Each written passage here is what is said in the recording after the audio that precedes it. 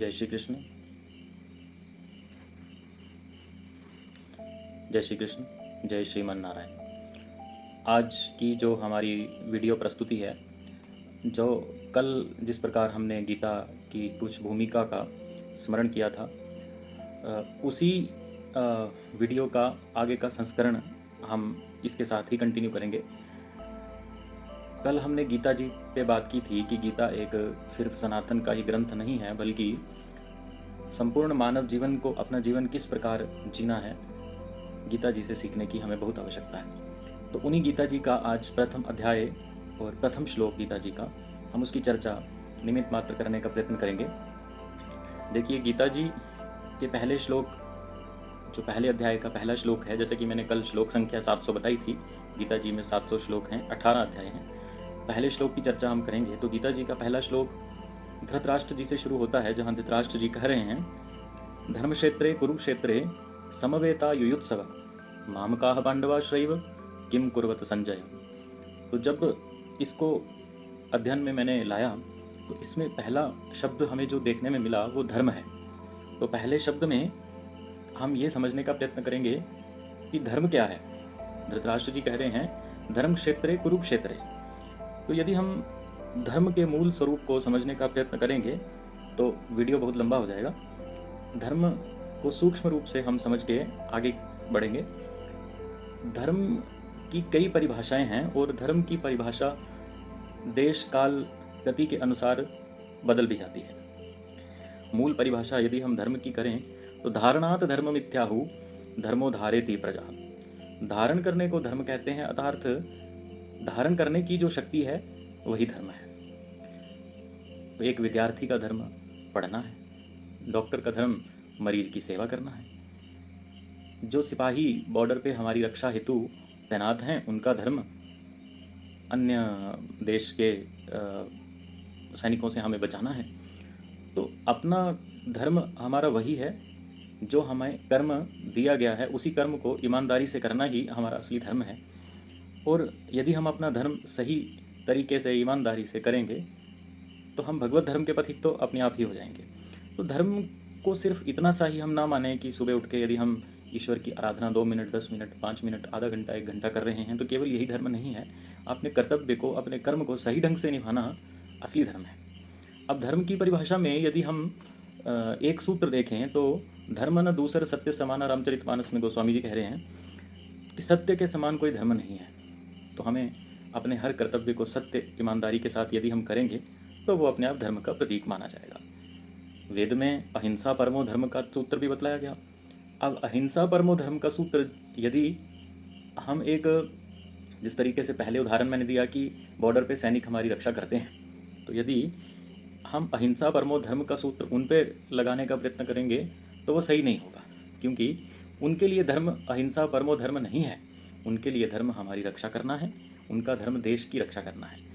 तो धर्म की परिभाषा को केवल पूजा पाठ तक ही सीमित ना रखा जाए, धर्म को विस्तारीकरण से इस तरीके से समझा जाए कि अपने कर्तव्य को, अपने कर्तव्य पथ पे सही ढंग से चलना, अपने कर्तव्य पथ पर ईमानदारी से चलना, सत्यपूर्वक चलना ही हमारा सही धर्म है। तो धर्म की परिभाषा तो ये आ गई। धर्म, हाँ, गीता के पहले श्लोक की चर्चा हम कर रहे थे। धर्म क्षेत्रे कुरुक्षेत्रे समवेता युयुत्सवा और मामकाः पांडवाश्रैव किम कुर्वत संजय। अब ये धृतराष्ट्र जी संजय जी से कह रहे हैं कि संजय जी अपनी दृष्टि से दृष्टिपात करिए और ये देखिए कि कुरुक्षेत्र, जो कि धर्म क्षेत्र भी है, क्योंकि कुरुक्षेत्र केवल रणभूमि ही नहीं है, कुरुक्षेत्र धर्म क्षेत्र भी है। तो कुरुक्षेत्र की भूमि पे मेरे और पांडव के पुत्र क्या कर रहे हैं, आप समझने का प्रयत्न करिएगा। संजय जी से कह रहे हैं धर्म क्षेत्रे कुरुक्षेत्रे समवेता युयुत्सवः और मामकाः पांडवाश्रैव। मामकाः पांडवाश्रैव का अर्थ यदि हम करें तो वहाँ कह रहे हैं कि मेरे और पांडव के पुत्र, मेरे और पांडव पुत्र। तो अर्थात धृतराष्ट्र जी की बुद्धि भेद बुद्धि नहीं है, वो भेद कर रहे हैं। धृतराष्ट्र जी राजा होके भेद कर रहे हैं मेरे और पांडव के पुत्रों में किस प्रकार का युद्ध चल रहा है। संजय जी अपनी दृष्टि से ये देखिए। तो गीता के पहले श्लोक में ही हमें धृतराष्ट्र जी की बुद्धि का पता चल जाता है। अब हाँ, इसे हम थोड़ा सा और विस्तार से यदि हम देखेंगे तो मैं इस पूरे विषय को, जो हमारा गीता का प्रथम अध्याय का प्रथम श्लोक है, इसको मैं जोड़ूंगा गीता के दूसरे अध्याय के 62वें और 63वें श्लोक से। आप सुनिएगा।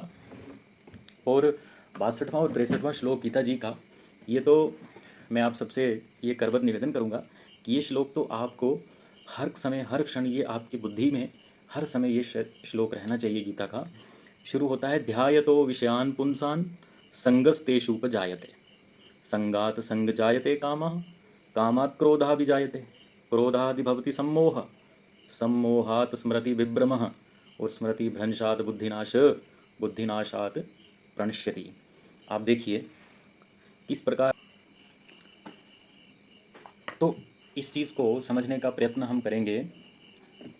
ध्यायतो विषयान पुंसान संगस्तेषु उपजायते, कि विषयों का चिंतन करने से, विषयों का संग करने से हमारे भीतर कामनाओं की जागृति होती है। अब विषय चिंतन पे चर्चा पुनः किसी और वीडियो में हम करेंगे। फिलहाल तो मैं आपको विषयों का स्वरूप बता देता हूँ। विषय हम कहेंगे जो इंद्रिय सुख जो होते हैं, विषय रूप, रस, गंध, स्पर्श, ये हमारे विषय हैं। तो विषयों का चिंतन करने से, जब हम बार बार विषय चिंतन करते हैं, तो विषयों का चिंतन करने से कामनाओं की उत्पत्ति होती है। हमारे भीतर कामनाएं बढ़ती हैं। कामनाएं बढ़ने का क्या अर्थात हुआ? कामनाएं बढ़ेंगी तो उन कामनाओं को पूरा करने के लिए हम हर संभवतः प्रयास अपनी ओर से करेंगे, क्योंकि जब कामनाओं की पूर्ति नहीं होगी तब क्या होगा? संगस्तेषु उपजायते, और कामना संगात संग जायते कामः, विषयों का संग करने से कामनाओं की जागृति होगी। कामात् क्रोधा। जय श्री कृष्ण, जय श्रीमन नारायण। कल हम वीडियो शूट कर रहे थे, तो अंत में जब हमने उसको एडिटिंग करते समय देखा तो उसमें कुछ उसका जो अंतिम पार्ट था वो रिकॉर्ड नहीं हो पाया। उस कुछ तकनीकी वजह से उसमें कुछ खराबी आ गई। तो हम उसी YouTube की अपनी वीडियो को अपनी पिछली वीडियो के साथ में जोड़ रहे हैं, और जो भी आपको थोड़ी समस्या हुई है उसके लिए क्षमा प्रार्थी हैं। तो हम चर्चा कर रहे थे, ध्यायतो विषयान पुंसान संगस्तेषु उपजायते, और संगात संग जायते कामः, कामात् क्रोधः विजायते। बड़ा सुंदर गीता जी का ये श्लोक है, जिसको हम समझने का प्रयत्न कर रहे हैं। गीता जी के पहले अध्याय के पहले श्लोक से, कि किस प्रकार विषय बुद्धि आने से मनुष्य का पतन हो जाता है, वो इस श्लोक के माध्यम से हमें ये समझा रहे हैं। प्रभु भगवान कृष्ण ये हमें समझा रहे हैं किस प्रकार स्तर जीव का धीरे धीरे नीचे गिरता है, और स्तर गिरते गिरते गिरते गिरते अंत में जीव पतन की राह पे चला जाता है, अंत में उसका पतन हो जाता है। तो अब उस वीडियो में मैंने बड़े अच्छे से समझाया था, तो अब मैं फिर से एक बार पुनः उसको दोहरा रहा हूँ। हमने इसको प्रयत्न किया एक उदाहरण, लौकिक जगत के उदाहरण के साथ हम इसको समझने का प्रयत्न कर रहे हैं। आप ये समझिए कि एक विद्यार्थी है भाई, उसने एक अपने किसी मित्र के पास में कोई एक नया मोबाइल फ़ोन देखा, तो अब वो मोबाइल पाने की उसके अंदर विषय जागृत हो गया। वो विषय जागृत हो गया उसके अंदर मोबाइल पाने का, क्योंकि हमने कल विषयों की चर्चा की थी, तो उसमें रूप, रस, गंध, शब्द, स्पर्श करके विषय मैंने बतलाए थे। तो रूप से प्रेरित हो गया, उस मोबाइल का रूप उसको सुंदर लगा। तो अब वो मोबाइल पाने की उसके भीतर में एक इच्छा जागृत हो गई, जिसको हम कह सकते हैं लौकिक जगत में। जब मोबाइल की इच्छा उसके भीतर जागृत हुई, तो उस मोबाइल के प्रति उसकी आसक्ति हो गई। आसक्ति कि मुझे ये मोबाइल चाहिए, मुझे ये वस्तु चाहिए, अब इसके बिना तो मैं जी नहीं सकता, इसके बिना तो मेरा कोई काम चलेगा ही नहीं। तो उसके मन में, उसके भीतर यह मोबाइल की एक आसक्ति जागृत होगी। अब उसको पाने के लिए वो हर परस्पर प्रयत्न करेगा, हर परस्पर प्रयत्न करेगा, और जब नहीं मिलेगा तो उसको क्रोध आएगा। क्योंकि श्लोक में क्या कहा? श्लोक में यही कहा कि जब हमारे विषय की पूर्ति नहीं होगी, संगात संग जायते कामा और कामत क्रोधा भी जायते, जब कामनाओं की पूर्ति नहीं होगी तो मनुष्य के भीतर क्रोध आएगा। अब वो मोबाइल की लालच उसको क्रोध दिलवाएगी, उसको क्रोध आएगा। अब क्रोध आ गया तो क्रोध से उसमें मोह आएगा। मोह भी कैसा आएगा? सम्मोह आएगा, कि सम्मोह की मैं इस वस्तु के बिना अधूरा हूँ, इस वस्तु से ही मेरी कामना की पूर्ति होगी, इस वस्तु से मैं अधूरा हूँ। अब उस वस्तु मोबाइल की लालच में वो अपनी पढ़ाई छोड़ देगा, अपने कुछ और काम छोड़ देगा, अपने रिश्ते नातों को छोड़ देगा, इवन कि उसको उसके माता पिता भी अच्छे नहीं लगेंगे उस मोबाइल की लालच में, क्योंकि कामना है ना, कामना से वो जागृत हुआ है।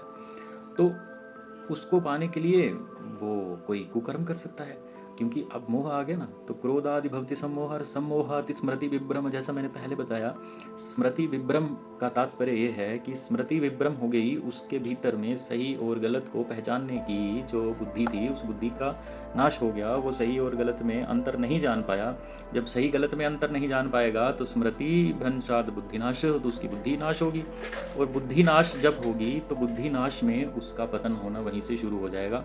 इस मोबाइल के उदाहरण में हम ये यहाँ से चलें कि उसके भीतर में जब मोबाइल को खरीदने की कामना जागृत हुई तो उसको पाने के लिए वो चोरी भी कर सकता है, उसको पाने के लिए वो किसी अन्य अपने स्वजन परिजन से कोई कर्ज ले सकता है, और वहीं से उसका समय खराब हो गया, क्योंकि उसकी बुद्धि ने सही निर्णय सही समय पे नहीं लिया, जिससे उसकी बुद्धि का नाश हो गया, और बुद्धि का नाश होने से उस व्यक्ति का पतन हो गया। तो ये बड़े सुंदर भाव से हमें यहाँ पे इस श्लोक के माध्यम से भगवान अर्जुन को बता रहे हैं, अर्जुन को समझा रहे हैं, और अर्जुन के माध्यम से हम सब भी इससे सीख रहे हैं। इसीलिए मैंने प्रथम में भी कहा था कि ये श्लोक ऐसा है कि हर व्यक्ति को, हर विद्यार्थी को, हर ऐसे व्यक्ति को जो कर्तव्य पथ पे चलने की लालसा रखता है, जिसको कर्तव्य पथ धर्मपूर्वक चलना है, तो उसे ये श्लोक हर समय हर क्षण याद रखना चाहिए, हर समय स्मरण में रहना चाहिए। ध्यायतो विषयान पुंसान संगस्तेषु उपजायते, संगात संग जायते कामा, कामात् क्रोधा विजायते, और क्रोधादि भवति सम्मोह, सम्मोह अति स्मृति विभ्रम, और स्मृति भ्रंशात् बुद्धिनाश, बुद्धिनाशा प्रणश्यति।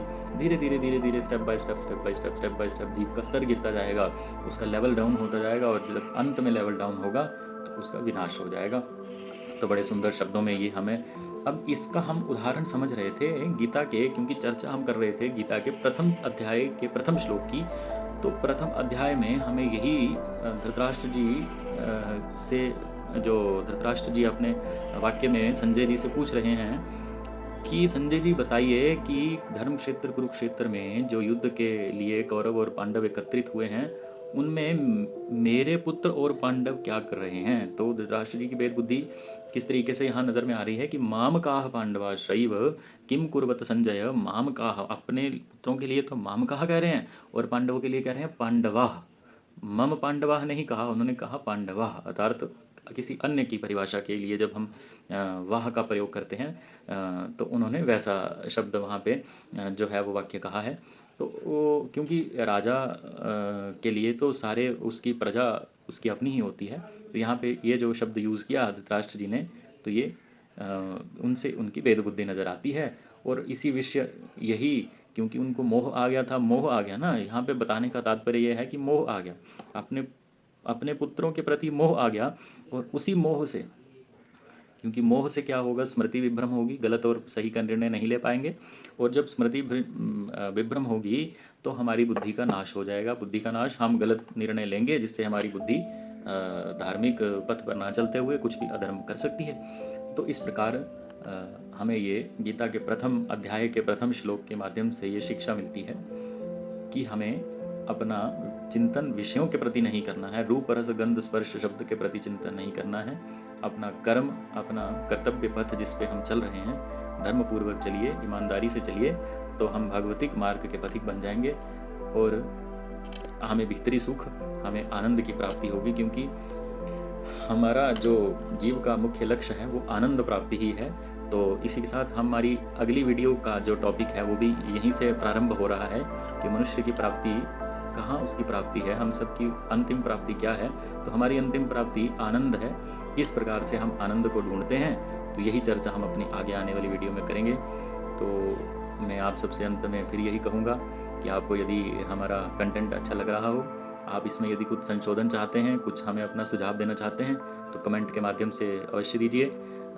चैनल को सब्सक्राइब अवश्य करिए, वीडियो को लाइक करिए, ताकि हमें प्रोत्साहन मिलता रहे आगे पुनः इस विषय को लेकर काम करने से।